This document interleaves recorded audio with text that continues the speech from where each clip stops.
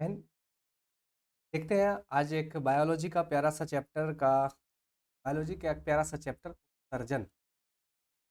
ये क्लास 6 से लेकर 12 तक के बच्चों के एकेडमिक में पढ़ते हैं उनके लिए भी, और जो कॉम्पिटिटिव नेचर की तैयारी करते हैं जैसी भी एसएससी, रेलवे, बिहार पुलिस दरोगा, एनएम, जीएनएम, पारा मेडिकल, तमाम चीज़ों में जो बायोलॉजी से सवाल आते हैं उसमें से एक चैप्टर आता है उत्सर्जन तंत्र। उनसे भी सवाल आते हैं। तो उत्सर्जन तंत्र से आज के लेक्चर के बाद आपको कोई भी परेशानी नहीं होगी और ये सारे चीज़ों को कवर कर देगा। तो चलिए देखते हैं उत्सर्जन तंत्र, एक्सक्रेटरी सिस्टम अंग्रेजी में कहते हैं। सिस्टम क्या होता है यानी कि तंत्र क्या होता है? जब 4-5 चीज़ें मिलकर एक साथ काम करती है तो उसे तंत्र कहते हैं। जब सिंगल सिंगल करती है तो वो एक एक पर्टिकुलर सिस्टम होता है। तो सिस्टम का मतलब ये हुआ कि सब मिलके काम करते हैं। तो हमारे शरीर में उत्सर्जन का मतलब होता है बाहर करना, निकालना। तो हमारे शरीर में ईश्वर ने सिस्टम बनाया, कुल 5 ऐसे सिस्टम है तो हमारे शरीर अपशिष्ट पदार्थों का उत्सर्जन करता है। क्लियर? तो अपशिष्ट यानी खराब पदार्थों को शरीर से बाहर निकालना उत्सर्जन कहलाता है। और जो अंग उन खराब पदार्थों को बाहर निकालते हैं तो उत्सर्जी अंग है। तो चलिए देखते हैं उत्सर्जी अंग। जैसे कि मान लीजिए मैं क्लास में पढ़ा रहा हूँ और कोई लड़का बदमाशी कर रहा है, तो मैंने उसे क्लास से बाहर भेज दिया। तो मैंने भेजा तो मैं हो गया उत्सर्जी अंग और वो लड़का हो गया अपशिष्ट यानी खराब पदार्थ, और ये निकालने की प्रक्रिया उत्सर्जन कहला गई। तो चलिए देखते हैं पहला। तो पहला जो है वो है त्वचा। तो हमारे शरीर में पहला जो उत्सर्जन तंत्र है वो है त्वचा। त्वचा क्या करती है? वो पसीना निकालती है। पसीना, या सुबह सुबह जब आप उठते हैं तो नाक पे ऐसे तेलीय पदार्थ होते हैं, उसे सीबम कहते हैं। वही पसीना जब आपके शर्ट वगैरह में लग जाती है तो वाइट वाइट कलर का दाग निकल जाता है गर्मी के दिनों में, ब्लैक शर्ट अगर पहन। तो ये त्वचा का जो चैप्टर है वो हम आप जब आपको स्किन चैप्टर पढ़ाऊंगा तो वहाँ पे आपको इसका डिस्कस मिलेगा। दूसरा है फेफड़ा। फेफड़ा फेफड़ा CO2, वाष्प, बलगम और खेखार, यानी कि CO2 जो हम सांस छोड़ते हैं तो उससे CO2 बाहर आता है। CO2 हमारे शरीर के लिए उचित नहीं है, इसीलिए फेफड़ा उसे बाहर। उसके बाद हमारे शरीर के अंदर जो गर्मी होती है वो भी सांस के माध्यम से बाहर आती है। बलगम जो फेफड़ा में जो कचरा जम जाता है उससे जो गम होता है, तो घर में खेखार भी बोलते हैं, वो भी निकलता है। जैसे बूढ़ा बाबा सब देखते हैं गाँव घर में ठंड के दिन में घूरा तापते रहते हैं और वो हो करके बाहर निकाल के फेंक। दूसरी चीज़ है बड़ी आंत। बड़ी आंत क्या है? बड़ी आंत जो है, खाना जो हमारा है वो पचता है छोटी आंत में और उसके बाद खाना बड़ी आंत में। तो जो चीज़ें नहीं पचती है या जो पचे हुए भोजन से, जो खाद्य पदार्थ से जो हमें शरीर को चाहिए वो अलग हो जाती है, और जो बचती है, जैसे आप जूस निकलवाते हैं मार्केट में तो देखिएगा जूस मशीन वाला निकाला ऐसे, और एक तरफ अनार का जूस निकाला आपको गिलास में दिया, वो हमारे लिए इफेक्टिव चीज़ है, वो हम पीते हैं। और नीचे से देखिएगा सिट्ठी टाइप का निकलता है, वो हो गया एक तरह से पदार्थ जो खराब पदार्थ है जिसे निकालना बहुत ज़रूरी है, तो वो बड़ी याद करें। उसके बाद एक हमारा है यकृत यानी लीवर, जो अमोनिया को यूरिया में परिवर्तन करता है। जो यूरिन निकालता है हमारा, वो यूरिन में यूरिया और अमोनिया का एक सिस्टम है। जब यकृत पढ़ेंगे तो उसको यहाँ इन चारों टॉपिक्स को डिस्कशन हम अलग अलग चैप्टर और अलग अलग वीडियोज में हो। आज जो हमारा मेन टॉपिक है वो है ऋक गुर्दा, जिसे आप किडनी कहते हैं। और ये किडनी जो है ये मुख्य उत्सर्जी अंग। किडनी कैसा अंग है? मुख्य उत्सर्जी अंग। तो चलिए आज हम देखते हैं किडनी के वृक्क या गुर्दा, यानी कि अंग्रेजी में कहते हैं किडनी। किडनी जो है वो मुख्य उत्सर्जी अंग है, यानी कि इन पांचों में से जो मेन उत्सर्जन अंग है वो हमारा किडनी है। इसलिए शायद ईश्वर ने हमें किडनी दो दी। एक्सक्रेटरी सिस्टम, यहाँ पर पिक्चर भी आप देख सकते हैं हमारा, एक ये है एक वो है। उसके बाद चलते हैं, इधर देखते हैं टॉपिक वाइज। तो सबसे पहला जो काम है रक्त को छानता है। किडनी क्या करता है? रक्त को छानता है। लेकिन ध्यान रहे, मैं जब आपको फेफड़ा पढ़ाऊंगा या क्लास में मैंने पढ़ा चुका है, तो रक्त का शुद्धिकरण फेफड़ा में होता है। रक्त फेफड़ा में जाके ऑक्सीजन से मिलता है तो वो शुद्ध हो जाता है। दूसरा काम है हमारी किडनी का, वो है पेशाब का निर्माण, अम्ल क्षार व पीएच को नियंत्रित करना, और कुछ हद तक जहर को निष्क्रिय करता है। जब हम कोई जहरीला पदार्थ खाते हैं तो पहले वो लिवर को कंट्रोल करता है। तो इसलिए लोग कहते हैं कि जहर या शराब कोई व्यक्ति पीता है या उससे उसकी मौत होती है तो लिवर पोस्टमार्टम में टेस्ट होने के बाद ही पोस्टमार्टम रिपोर्ट में लिवर को टेस्ट किया जाता है या पोस्टमार्टम में कि बंदा क्या खाया है या क्या पिया। दूसरा वहाँ से जब आगे चीज तब हमारा कुछ हद तक किडनी भी उसको तो यदि शराब पी के कोई व्यक्ति मरा है तो उसका लिवर टेस्ट पहले होगा और शराब पीने से लीवर पहले खराब होगा, किडनी तो उसको हद तक निष्क्रिय कर देता है। दूसरा है इसकी संख्या 2 है, यानी कि लीवर की संख्या 2 है। हार 140 ग्राम या झिल्ली यानी पेरिटोनियम झिल्ली में बंद रहता है, यानी हमारे बॉडी का हर एक पार्ट एक झिल्ली में रहता है।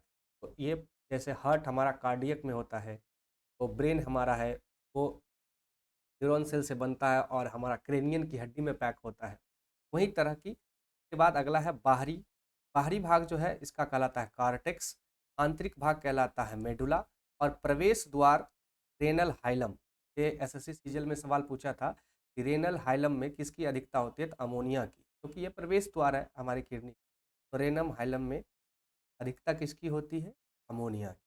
अब आगे चल उसके बाद जो हमारा किडनी बना होता है वो जो यूनिट होती है वो नेफ्रॉन होती है और लगभग 8 लाख नेफ्रॉन की होती है, क्योंकि हमारी जो किडनी का जो सबसे न्यूनतम यूनिट है इकाई है वो है नेफ्रॉन। अब आगे चलते हैं और समझते हैं हम वृक्क के आंतरिक कार्य, यानी कि अंदर ये कैसे काम करती है। तो अंदर इसके 3 पार्ट्स होते हैं। जो नेफ्रॉन होता है, यहाँ जो आप नेफ्रॉन देख रहे हैं, ये देखिए ग्लोमेरुलस यहाँ पर है। इसके 3 पार्ट्स होते हैं। ये पहला जो पार्ट है वो है ग्लोमेरुलस। उसके बाद दूसरा देखिए यहाँ पे है लिखा हुआ वुमेन्स कैप्सूल।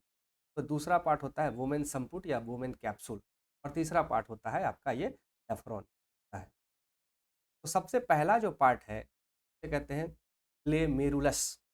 ग्लोमेरुलस क्या करता है, स्पंदन यानी कि फिल्ट्रेशन करता है, यानी हमारे जो रक्त है वो भी अपशिष्ट पदार्थ या का फिल्टर करता है, यानी यूँ कहें कि रक्त से कणों को छानता है। तो ये क्या करता है, कभी कभी रक्त से कणों को छानता है तो बहुत सारी ऐसी चीज़ें भी छान के हटा लेता है जो कि हमारे शरीर के ठीक है तो बाहर नहीं जाना चाहिए। तो दूसरे लेवल पे यूँ कह सकते हैं कि जैसे कहीं आप जाते हैं तो सिक्योरिटी गार्ड होता है जो मेन गेट पे होता है, वहाँ चीज़ें लोग घुस भी जाते हैं, जो अंदर होता है सेकेंड राउंड की चेकिंग, वहाँ हर एक चीज़ें बैलेंस हो जाती है। तो उसके बाद दूसरा जो है वुमेन संपुट या वुमेन कैप्सूल, ये जो पदार्थ ग्लेमुरलस ने छान के भेजा है उसे वुमेन कैप्सूल फिर से पुनः अवशोषण करता है, रीअब्जॉर्प्शन करता है और फिर उसको करने के बाद जो शरीर के लिए चाहिए उसको वापस कर देता है और जो फालतू पदार्थ है उसको आगे भेजता है और यूरिया को भी अलग करता है। और उसके बाद ये अगले पड़ाव में जाता है नेफ्रॉन के पास। तीसरा जो खेल है नेफ्रॉन, उससे पहले आप ये जान लीजिए कि हमारी जो किडनी है जब उसमें प्रॉब्लम होती है तो जो काम किडनी करती है वो काम मशीन द्वारा भी हो सकता है। उस क्रिया को अपोहन या डायलिसिस कहते हैं और ये शुद्ध रक्त को वापस भेजता है, यानी वही जो रक्त हमारे लिए चाहिए उसे भी छान लेता है, वो बकलोल है ग्लेमुरुलस, तो वो वापस कर देता है। नेफ्रॉन क्या करता है, यूरिन या पेशाब का निर्माण करता है। क्लियर हो गया। अभी पिक्चर के फॉर्मेट में आप देखिए, ये जो देख हम पीछे चलते हैं ये वाला, तो ऐसा नहीं है कि यूरिन हमारा बनता है तो और गिरते रहता है, ऐसा नहीं। ये जो हमारी किडनी है ये दोनों किडनी में से एक ही काम करता है। कोई ज़रूरत नहीं है कि एक खत्म होगी या एक खराब होगी तो ऑटोमेटिक दूसरा काम करेगा, कोई फर्क नहीं पड़ता है।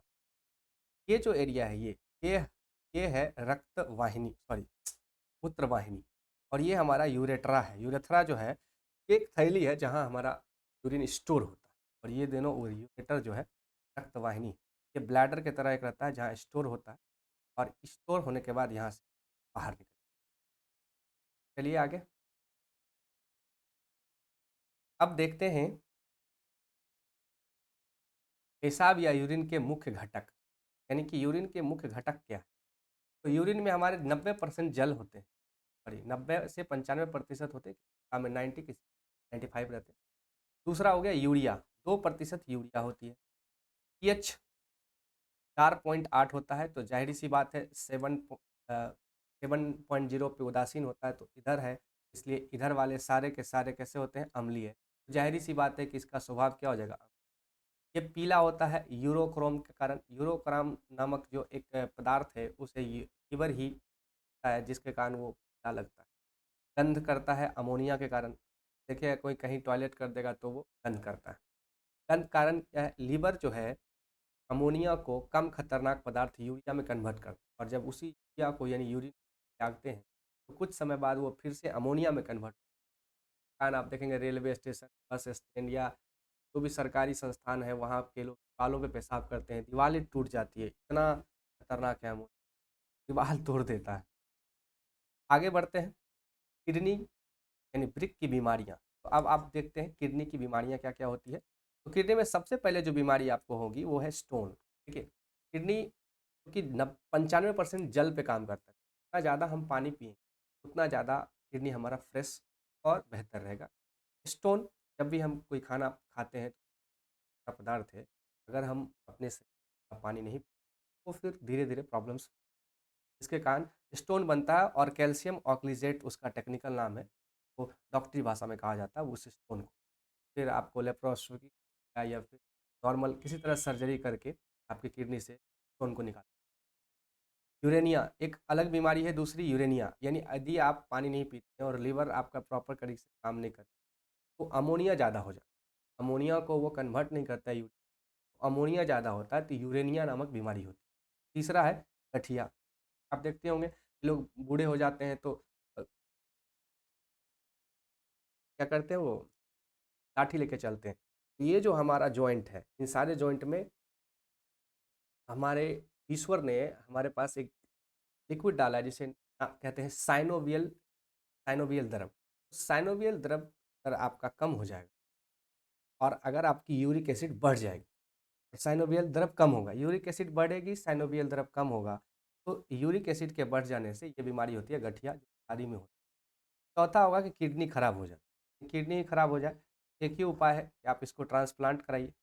ऐसे व्यक्ति हैं तो किडनी आपको दे सकते हैं, ट्रांसप्लांट हो सकता है। 48 घंटे, यदि किसी व्यक्ति की डेथ हो गई, 48 घंटे के अंदर अंदर ट्रांसप्लांट, या कोई व्यक्ति जिंदा है और फिर व्यक्ति को ही ट्रांसफर करा, चूंकि दो होते हैं, कर सकते हैं। अब देखते हैं मुख्य उत्सर्जी पदार्थ, यानी जो हमारा यूरिया निकलता है, निकलता है, वो मुख्य उत्सर्जी पदार्थ किस रूप में या किस जीव से क्या निकलता है।